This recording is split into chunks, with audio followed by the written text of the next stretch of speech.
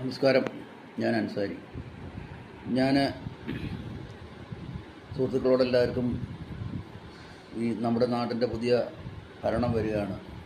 എല്ലാവർക്കും ആശംസകൾ അർപ്പിക്കുകയാണ്.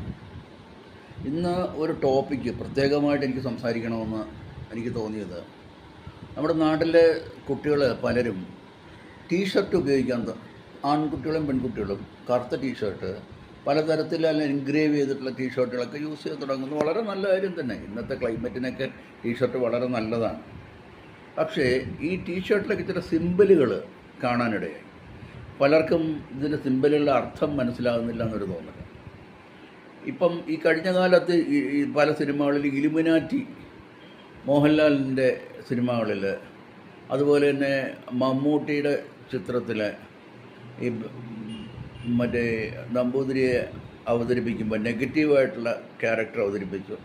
പലതും നെഗറ്റീവായിട്ടുള്ള ക്യാരക്ടറുകളിൽ നമ്മുടെ ജെൻസി സമൂഹത്തിന് ഒരു ഇൻട്രസ്റ്റ് തോന്നും. ലോക സിനിമ ഒക്കെ കുറേയൊക്കെ ഇതൊക്കെ നല്ലതാണ്. കാര്യം അനലിറ്റിക്കലായിട്ട് ചിന്തിക്കണമെങ്കിൽ കാര്യങ്ങൾ മനസ്സിലാക്കണം. പക്ഷെ ഞാനീ പറയുന്നത്, ഇന്ന് പറയാൻ പ്രസക്തമായ കാര്യം എന്ന് പറഞ്ഞാൽ, ഈ കുറേ നാളുകളായിട്ട് നമ്മുടെ കുട്ടികൾക്ക്, പൊതുവിൽ ജനങ്ങൾക്കെല്ലാവർക്കും ഈ ഒരു നിരാശ ബാധിച്ചിരിക്കുകയാണ്. ഈ നിരാശ ബാധിക്കുന്ന സമയത്താണ് നെഗറ്റീവ്സ് വർക്ക് ചെയ്യുന്നത്. മാനസികമായിട്ടുള്ള നെഗറ്റീവ്സ് ഇങ്ങനെ വർക്ക് ചെയ്തുകൊണ്ടേയിരിക്കും. അപ്പോൾ അതൊരു വിഷയമാണ്. ഒരു മനസ്സിന് ഒരു നെഗറ്റീവ് ചിന്ത ഉണ്ടായിക്കഴിഞ്ഞാൽ സ്വാഭാവികമായിട്ടും പലതും സൂയിസൈഡൽ അറ്റംപ്റ്റ് വരെ ഉണ്ടാകാം.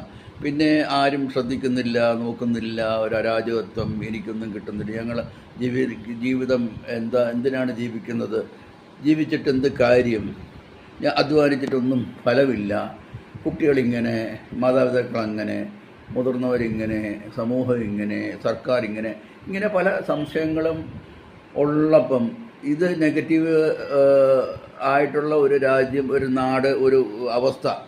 അപ്പോൾ സ്വാഭാവികമായിട്ടും പഴയ കാലത്ത് ഇരുട്ടിനെ പേടിക്കുന്ന ജനങ്ങൾ ഈ മറുത, പ്രേതം, പിന്നെ യക്ഷി, പിന്നെ അങ്ങനെ പലതും ഇരുട്ടിൻ്റെ മറവിൽ നടക്കുന്ന പലതിനെ പേടിച്ചിരുന്നു എന്ന് പറഞ്ഞത് മാതിരിയാണ് ഈ കാലത്ത് സ്വാഭാവികമായിട്ടും ഈ വിഷമമുള്ള സമയത്തുള്ള ഈ പല വായനകളും ഇലുമിനാറ്റിയെക്കുറിച്ചും ഫ്രീ മേസൺസിനെ കുറിച്ചും, അതുപോലെ തന്നെ ഈ ഡാർക്ക് വെബിനെ കുറിച്ചൊക്കെ വായിച്ചു കഴിയുമ്പം പിന്നെ കാണുന്നത് പണക്കാരനായി മാറുന്നു, കാശുള്ളവൻ പ്രത്യേക രീതിയിൽ പെരുമാറുന്നു, മറ്റുള്ളവർ